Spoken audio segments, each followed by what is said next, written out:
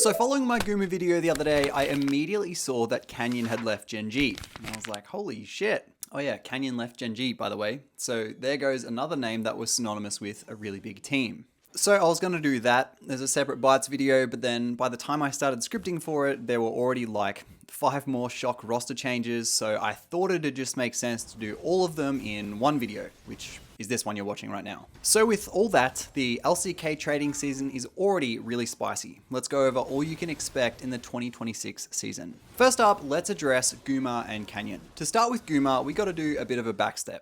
In the last video, sources told Sheep Esports Peyz was taking Guma's spot at T1, which obviously proved to be true. And while the shoes Guma leaves are going to be hard to fill, prodigal ex-Gen G, ex-JDG 19-year-old Peyz definitely has the capacity to build a legacy with T1. As shown in these clips, this kid is a demon.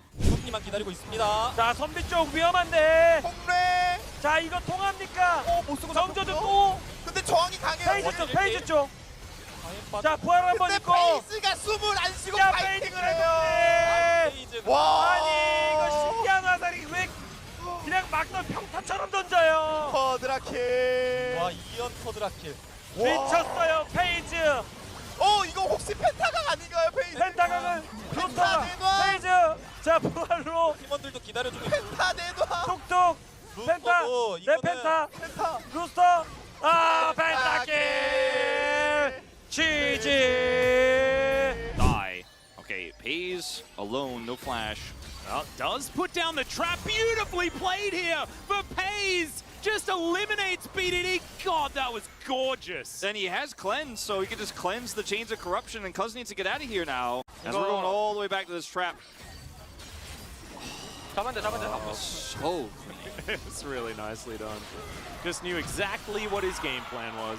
So with that, Sheep was correct. Peyz is T1's newest ADC, signing a 3-year contract until 2028, which is pretty crazy. With their sources being reliable enough, it seems they've also said that Guma is set to join his old top laner Zeus at HLE, who has just renewed his contract and Zekka's while announcing the departure of Viper. So there is a vacant roster spot for Guma. Now for Canyon, who left his jungling role at Gen G, or so it seemed.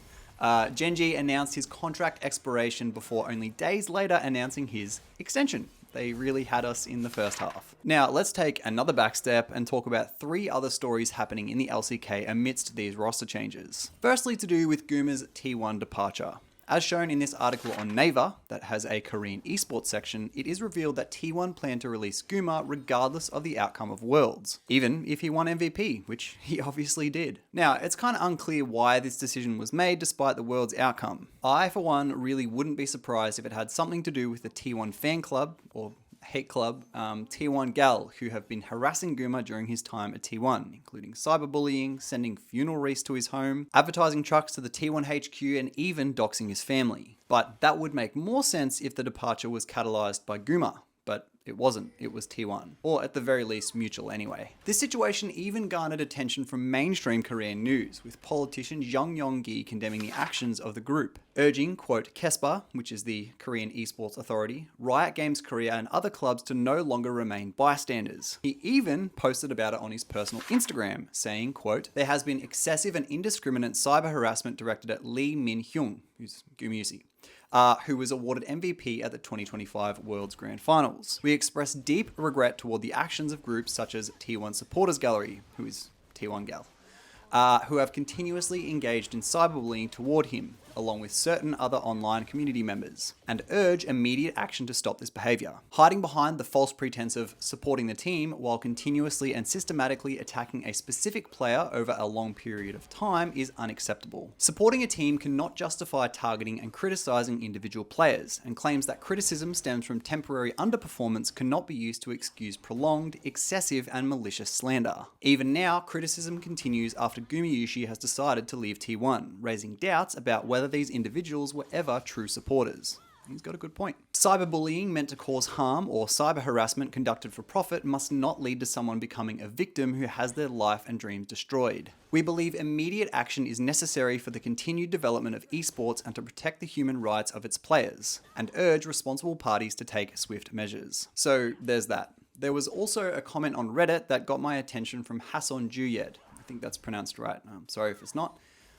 saying, quote, "Don't want to read too much into it, but this official T1 video that I'll have linked below, uploaded in September, was just weird. It has Peyz in the title and thumbnail when he was still with JDG, which is something T1 has never done before for non-T1 players. Add in the rumors of T1 contacting Peyz as early as October, and you can see the writing on the wall." Commenter Yell adds to the drama by saying, quote, "Funnily enough, because of these rumors, Peyz is at risk of being sued because of a breach of his contract with JDG, as Peyz's agency effectively went behind their back before they were allowed to, and worked out a deal with another team, leaving JDG no chance to even be a part of negotiations with their own player." So yeah, this LCK offseason is more drama-filled than the last, which I didn't think was possible. Outside of all this though, we still don't have a definite reason why Guma was definitely being let go despite his performance at Worlds. From words shared online, it seems to be mutual, and we don't really have anything to predict otherwise. I still think maybe it's the combination of harassment and T1 talking to Peyz, as well as back and forth with Smash all season, was enough for Guma to want to try a new venture.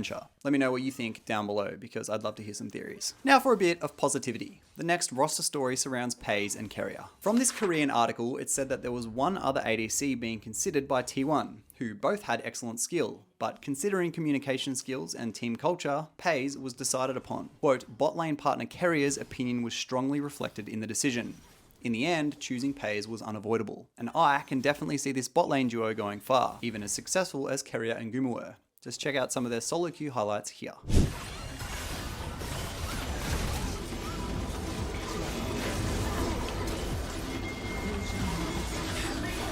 문서가 있어?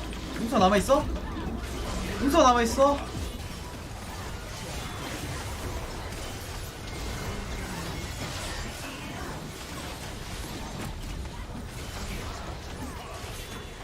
좋다 이거. 일단 확실한 건 개재미있는데.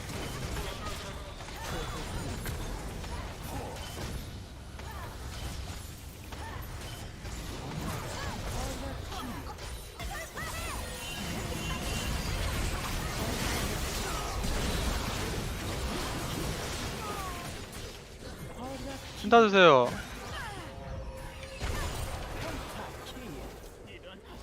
진짜 아무것도 안 했는데 펜타킬이 됐네. 쿼드라킬 펜타킬.